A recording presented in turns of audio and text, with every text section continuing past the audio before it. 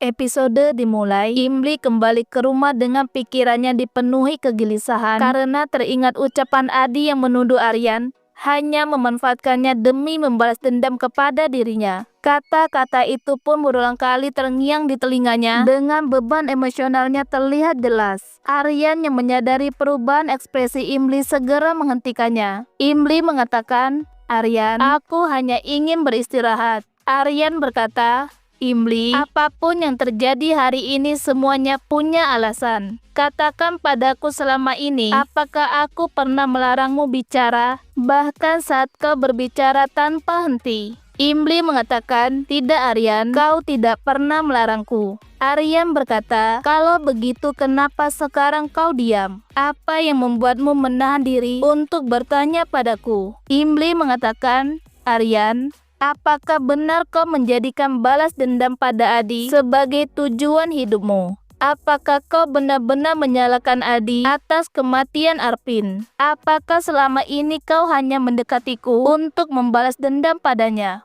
Aryan berkata, "Ya Imli, membalas dendam adalah bagian dari hidupku, dan tidak ada yang bisa menghentikanku dari itu." Imli mengatakan, "Aryan, kita telah melalui banyak hal bersama, berbagi cerita, tawa, dan bahkan luka. Tetapi kenapa tidak dengan ini? Dan mengapa kau tidak pernah bicara soal dendammu yang sebesar ini? Apakah menurutmu aku tidak pantas untuk mengetahuinya? Atau aku adalah bagian dari permainan balas dendammu terhadap Adi? Jika semua ini hanya tentang dendam, maka aku bukan bagian dari hidupmu. Aku tidak bisa tinggal di rumah yang dibangun atas dasar kebencian dan kebohongan. Kematian Arpin adalah musibah. Kita harus menerimanya sebagai takdir." Aryan berkata, "Imli, itu bukan takdir, tetapi tindakan sembrono Adi. Aku akan memastikan Adi akan membayar atas semua penderitaan yang telah ia sebabkan pada Arpin." Imli mengatakan, "Aryan, jika kau ingin melakukan penderitaan kepada Adi, maka aku tidak akan tinggal di rumahmu lagi." Imli pun berbalik meninggalkan Aryan. Sementara Aryan meneteskan air matanya setelah mendengar Imli akan pergi dari rumahnya. Di sisi lain, Adi memandangi foto Imli dengan berpikir, "Aku bersumpah bahwa jika benar Aryan berniat menyakiti atau memanfaatkan Imli demi kepentingan pribadi, maka aku sendiri yang akan melindungi Imli dan membuktikan bahwa Imli itu tidak akan pernah melewati sendirian." Di sisi lain, Imli terlihat tengah mengemasi barang-barangnya di kamar dengan hati yang sedih. Setiap gerakan tangannya mencerminkan kesedihan mendalam, seolah setiap helai pakaian yang dilipat adalah kenangan yang terpaksa ia tinggalkan. Aryan pun berdiri di luar kamar Imli dengan memperhatikannya diam-diam pada tatapan pilu. Imli lalu berhenti sejenak di depan patung Dewi Sita dengan berkata, "Dewi, dulu aku bisa membawamu kemanapun aku pergi. Sekarang aku tidak bisa lagi membawamu bersamaku." Saat melangkah mendekati patung Dewi Sita, Imli hampir terjatuh. Tetapi Aryan dengan sigap menangkap Imli, mencegahnya untuk jatuh ke lantai. Sesaat mereka saling bertatapan. Namun Imli bergegas bangkit dengan memohon berkat dari patung Dewi Sita, lalu melangkah dengan membawa koper di tangannya. Ketika dupata Imli tertarik, ia sontak berteriak menyuruh Aryan melepaskannya. Tetapi saat menoleh, Imli mendapati dupatanya hanya terkait di lemari. Dengan suara lirih Imli mengatakan, "Aryan, aku kira kau masih menahanku, tapi ternyata tidak. Sekarang aku akan benar-benar pergi darimu dan dari rumah ini." Aryan berkata, "Imli, di luar rumah dan kantor, kau bebas menentukan hidupmu sendiri." Imli mencoba untuk melangkah pergi dari rumah Aryan, tetapi Arpita menahan Imli dengan memintanya untuk tidak pergi dari rumahnya. Imli pun meminta Arpita untuk menyampaikan salam hormatnya kepada Narmada. Imli bergegas melangkah keluar dari rumah Aryan dengan penuh tekad. Sementara Aryan dan Arpita hanya bisa memandangi kepergian Imli dari rumahnya dengan perasaan hancur. Setelah beberapa saat, Imli duduk di sudut ruangan kuil dengan mengatakan, "Dewi, bisakah aku tinggal di sini malam ini hanya sebagai tamu?"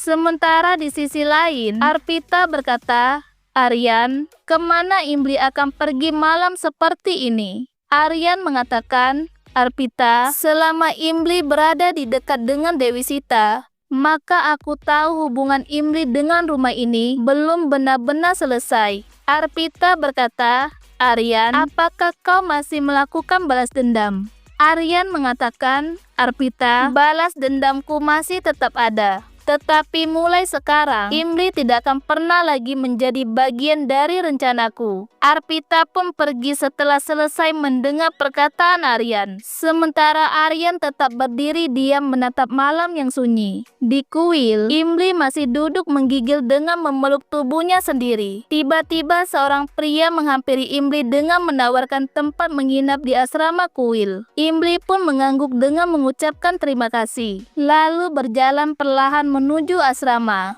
Tetapi tanpa sepengetahuan Imli, pria itu ternyata segera mengabarkan Aryan bahwa sesuai instruksi darinya, Imli sudah mendapatkan kamar yang aman di asrama kuil. Aryan mendengarkan kabar itu sambil memandangi gelang kaki Imli yang tertinggal dan berpikir, "Imli, aku akan selalu melindungimu dimanapun kau berada untuk selamanya." Keesokan harinya, Imli datang ke kantor dengan memberitahu kepada beberapa karyawan bahwa dirinya akan kembali menjadi posisi awal yang dulu pernah ia jalani. Aryan yang mendengar pembicaraan Imli segera meminta Imli ke ruangannya. Imli masuk ke ruangan Aryan dengan langkah ragu. Aryan mengatakan, "Imli, kenapa kau menurunkan jabatanmu sendiri di kantor ini?" Imli berkata, "Aryan, aku ingin membuktikan bahwa aku bisa meraih semuanya dengan kerja keras. Sekarang aku tidak ingin dikenal karena posisi yang diberikan, tetapi karena prestasi yang aku capai sendiri."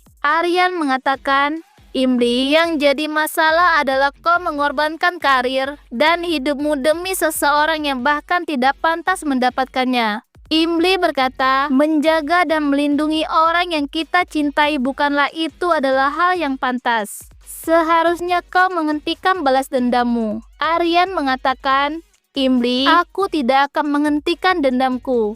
Dan aku tidak akan pernah memaafkan Adi atas semua yang telah dia lakukan." Di sisi lain, Aparna memberitahu seluruh keluarga bahwa Imli akan datang untuk makan malam bersama mereka. Mendengar kabar itu, keluarga Tripati pun merasa gembira dan menyambut Imli dengan antusias. Tiba-tiba seorang inspektur polisi datang dengan menyampaikan bahwa Adi telah dikeluarkan surat perintah penangkapan. Semua anggota keluarga Tripati terkejut dengan perkataan inspektur. Di sisi lain, Aryan menggelar rapat besar dengan seluruh tim redaksinya.